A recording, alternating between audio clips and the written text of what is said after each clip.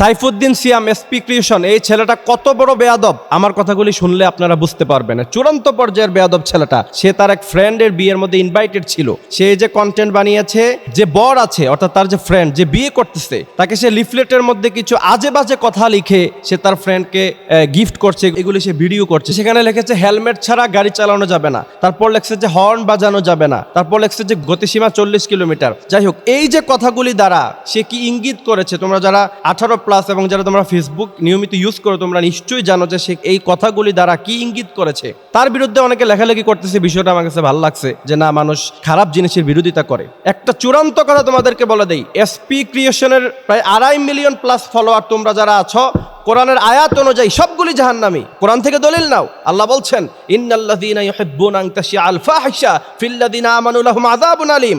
যারা ফাহিশা কাজকে যারা পছন্দ করে এবং যারা সাপোর্ট করে, তারা যারা ফলো করছে, ফিল্লাযীনা আমানু লাহুম আযাবুন আলীম, তাদের জন্য আল্লাহ পাক রেখেছে যন্ত্রণাদায়ক কঠিন শাস্তি। সবগুলি জাহান্নামী। এরপর আমি আরো দেখাই তার যে প্রোফাইল পিকচার।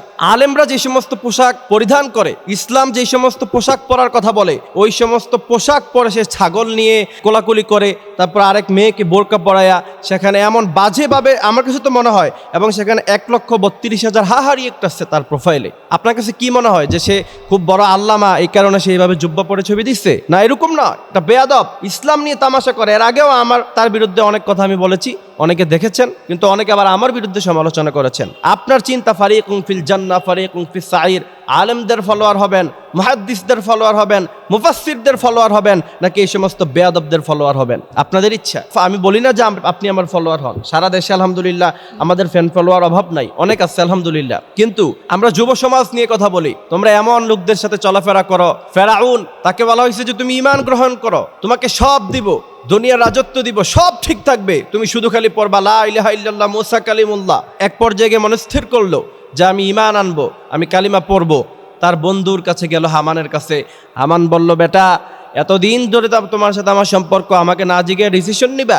তারপর হামান তাকে সিদ্ধান্ত দিল যে পুরো দুনিয়া উল্টিয়ে যেতে পারে, তুমি কখনো মুসার সামনে মাথা নত করবা না, যদি করো তাহলে তোমার ব্যক্তিত্ব বলে কিছু থাকবে না। ফেরাউন কিয়ামতের মাঠে ইয়া ওয়াইলাতা লাইতানি লাম আত্তাখিয ফুলানান খলিলা, যদি হামানের মতো বন্ধু গ্রহণ না করতাম জীবনটা কত সুন্দর হতো, এই কথা বলবে। আল্লাহ বলছেন ইয়া ওয়াইলাতা লাইতানি লাম আত্তাখিয ফুলানান খলিলা, এই কথা বলবে, আর মুখের মধ্যে হাত দিয়ে হাত কামড়াতে কামড়াতে সে খেয়ে ফেলবে।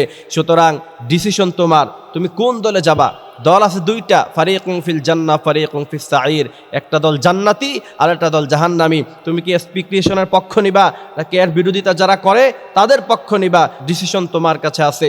আর যদি খারাপ বন্ধু গ্রহণ করো, তাহলে ফেরাউনের সাথে তোমার সাদৃশ্য হবে ইয়া ওয়াইলাতা লাইতানি লাম আত্তাখিয ফুলানান খলিলা। তাদেরকে গ্রহণ না করতাম, যদি এসপি ক্রিয়েশনের ফলোয়ার না হতাম, যদি আজকে নায়ক নায়িকা সাকিব খান, তারপরে এই সমস্ত আজে বাজে লোকদের ফলোয়ার যদি আমরা না হতাম, জীবনটা সুন্দর হয়ে যেত। এমনভাবে তোমরা আফসোস করতে থাকবা। এই সমস্ত অশ্লীলতা যারা করে তাদের সাথে আমাদের কোনো সম্পর্ক নাই। তাদেরকে আমরা প্রকাশ্যে দিবালোকে তাদেরকে আমরা বয়কট করব। আল্লাহ পাক আমাদেরকে এই কথাগুলি বোঝার মানার মতো তৌফিক দান করুক। আমিন।